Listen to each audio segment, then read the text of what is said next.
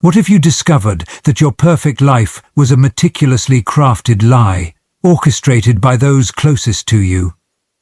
What if every smile, every shared meal, every whispered "I love you" was a thread in a web of deception that trapped you in plain sight? It began like any other day in the quiet suburbs, but for Angelica, this day would shatter her world. She stumbled upon a note, tucked away in a forgotten corner of a book that Jerome always said he would read but never did. The note was simple, yet its words were like a sledgehammer to her trust. "Meet me tomorrow. Can't wait, L." Angelica's hands trembled as she held the note. "Jerome, what is this? Who's—" "Lay." Jerome's eyes dodged hers, his reply a flimsy excuse. "It's nothing, Angie. Just an old note from a colleague." But the seed of doubt had been planted, and Angelica's world was about to unravel, thread by thread, as she delved deeper into the deception that had shadowed her life for years. The discovery of the note was just the beginning of a harrowing journey through secrets and lies, a journey that would forever alter the fabric of her reality. Before we delve deeper into this web of intrigue, make sure to subscribe and hit the notification bell. Your support keeps our investigations alive. Join us as we uncover the hidden truths of the criminal world. Thank you for being part of our detective team. Now, let's crack this case wide open. Angelica and Jerome Thomas, an African-American couple married for 29 years, were the epitome of the ideal suburban life. Their friends and neighbors saw them as a beacon of stability and harmony. Jerome, an accomplished engineer, was respected in his field and known for his dedication to his work and family. Angelica, equally devoted, balanced her life as a dedicated wife and mother, ensuring their home was a nurturing environment for their 2 children. Their life, set in a close-knit community, appeared to be a perfect picture of success and familial joy. From the surface, their life seemed seamless, but hidden dynamics were at play, unnoticed by Angelica until that fateful discovery. Looking back, there were subtle signs that, at the time, seemed harmless. Jerome's increasingly late arrivals at home began as sporadic, but grew more frequent over time. Often he explained away his tardiness with reasons related to his demanding job. "Work's been a bear, Angie. You know how it is when we're closing a project," Jerome would say with a tired smile, eliciting a nod of understanding from Angelica, who always put family first and trusted Jerome implicitly. Then there were the secretive phone calls. Jerome would quickly lower his voice or move to another room whenever certain calls came in. "Just need to take this work call in the study, babe," he'd mention casually, leaving Angelica with no reason to question his integrity. Most perplexing were his regular visits to Lorraine's house across the street. Lorraine, with her easy charm and vivacious laughter, had been a fixture in their lives for as long as they lived in the neighborhood. Jerome's helping hand had always been a point of pride. "Lorraine needs help setting up her new TV system. You know I'm good with those things, Angie," he'd explain, grabbing his toolbox with a wink. Angelica appreciated Jerome's kindness, seeing it as a reflection of the close-knit community they cherished. However, after discovering the note, these moments took on a new, sinister meaning. Conversations they had echoed in her mind with a painful clarity. "Jerome, you've been home late a lot lately. Everything okay?" Angelica had asked one evening, concern creasing her forehead. "It's just this new project, honey. You know I'd rather be here with you and the kids," Jerome replied, pulling her into a half-embrace that felt reassuring at the moment. Angelica, ever supportive, brushed away her fleeting concerns, attributing them to the normal ebbs and flows of life. But as she revisited these exchanges in light of the note, doubt began to cloud her perception. The innocent explanations now seemed like carefully constructed lies, each one a deliberate step away from their shared life towards something or someone else. The pieces of a puzzle she hadn't known she was assembling began to fit together, revealing a picture that threatened to upend everything she held dear. Compelled by the unsettling realization that Jerome might indeed be leading a double life, Angelica decided to seek out more concrete evidence. One afternoon, while Jerome was at work and the house was quiet, she ventured into his home office, a space he always kept meticulously organized and often discouraged others from entering. Her hands shook slightly as she opened drawers and sifted through papers, each movement fueled by a mix of dread and necessity. Her search initially turned up nothing more incriminating than receipts and technical manuals. However, her persistence paid off when she found Jerome's old smartphone tucked away in the back of a desk drawer. The phone, she knew, had been replaced months ago and was supposedly out of commission. Curiosity piqued. Angelica charged the device, her heart pounding as it powered on, revealing a trove of messages that had not been transferred to the new phone. As she scrolled through the texts, her worst fears materialized. The messages between Jerome and Lorraine were sprinkled with endearments and plans that clearly weren't just friendly. "Can't wait to see you later," read one message from Jerome. "Missed you today," Lorraine had replied on another occasion. The casual use of intimate language and the frequency of the messages painted a picture of familiarity and closeness that went far beyond neighborly kindness. The digital evidence in her hands, Angelica felt a surge of betrayal.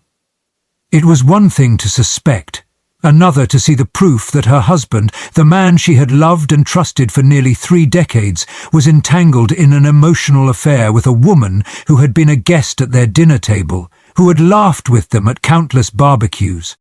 Feeling both emboldened and sickened by her findings, Angelica knew she needed more if she were to confront Jerome. She needed undeniable proof that could not be laughed off or explained away as mere misunderstanding. Her investigation became more focused and driven.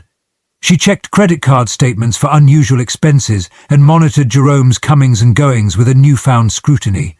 Each piece of evidence she gathered was a painful confirmation of the deception that had infiltrated her life. As the reality of Jerome's infidelity settled in, Angelica steeled herself for the inevitable confrontation. The proof was irrefutable, each message and receipt a brick in the wall that now separated them.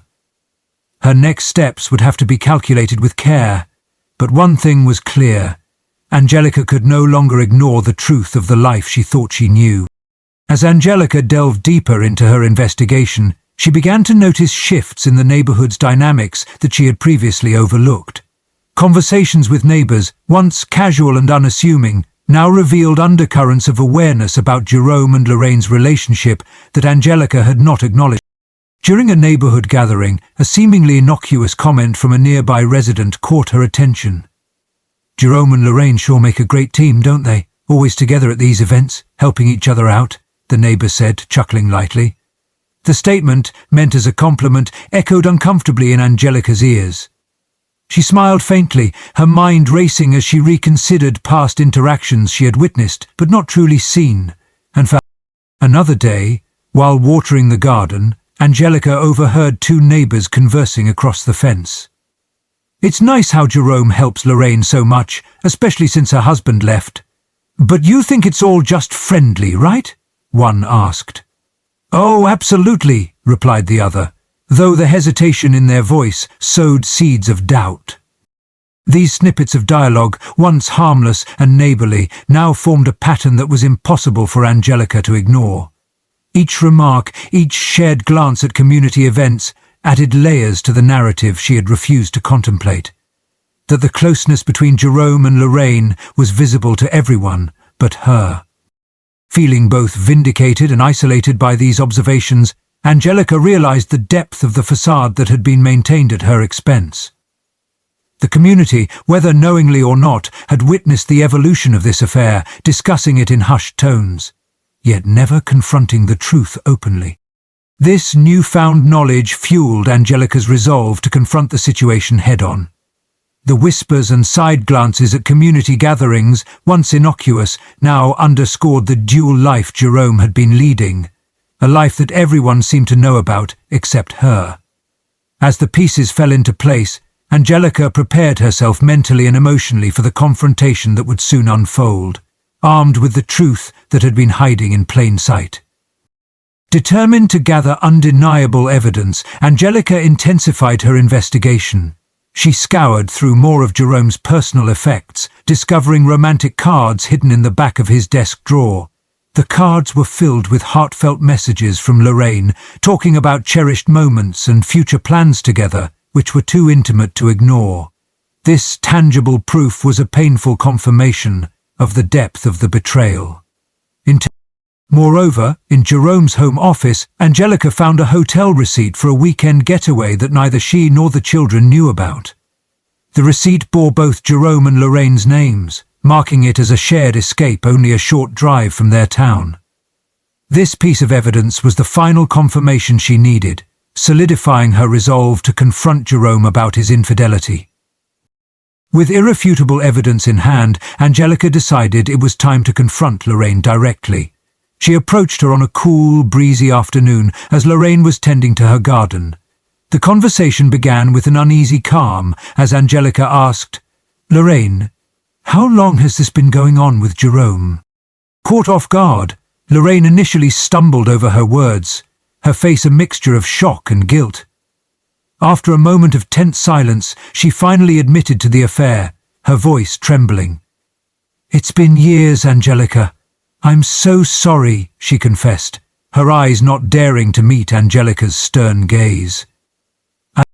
Lorraine went on to express that what had started as a close friendship had evolved into something more, something she deeply regretted, yet couldn't deny. "I never meant to hurt you," she added, her voice laden with remorse. "Jerome and we developed feelings that we couldn't ignore." Despite her apology, the confession was a painful blow to Angelica, confirming her worst fears and shaking the foundation of trust and friendship she thought they had. As she listened to Lorraine's admission, the betrayal felt even more profound, knowing it came from someone she had considered a close friend. Armed with Lorraine's confession and the tangible evidence she had collected, Angelica confronted Jerome later that evening. She laid out the romantic cards, the hotel receipt, and recounted Lorraine's admission. Jerome, however, met her accusations with dismissive laughter and a wave of his hand. "You're seeing things that aren't there, Angie," he said, attempting to belittle her concerns. As Angelica persisted, presenting each piece of evidence with growing frustration, Jerome's demeanor hardened. He accused her of overreacting and insisted that her interpretation of his relationship with Lorraine was misguided. "This is ridiculous. You're blowing things out of proportion," he retorted sharply, undermining her feelings and the gravity of the situation. His refusal to acknowledge the truth, combined with his attempts to ridicule her findings, only fueled Angelica's determination to seek the clarity and resolution she needed. Despite Jerome's efforts to deflect and deny, the evidence was too substantial, and Angelica knew she could no longer ignore the painful reality of his betrayal. The tension in their home escalated as Jerome continued to laugh off the accusations, treating Angelica's pain as if it were a mere inconvenience. The dismissiveness proved too much for Angelica, whose emotional turmoil reached its breaking point. One quiet evening, as Jerome sat in the living room nonchalantly reading a newspaper, Angelica's grief and anger boiled over into a catastrophic moment of loss of control. Seizing a heavy cast-iron skillet from the kitchen, Angelica approached Jerome, her mind overwhelmed by the betrayal and mockery. With a surge of adrenaline, she struck him from behind. The impact was severe, instantly silencing the room except for the ominous echo of the skillet hitting the floor. Jerome slumped over, lifeless, as the reality of what she had done set in. In the aftermath, Angelica called the police herself, reporting the incident through sobs and disjointed explanations. Her arrest followed shortly thereafter, and the subsequent trial revealed the depth of the betrayal she had endured.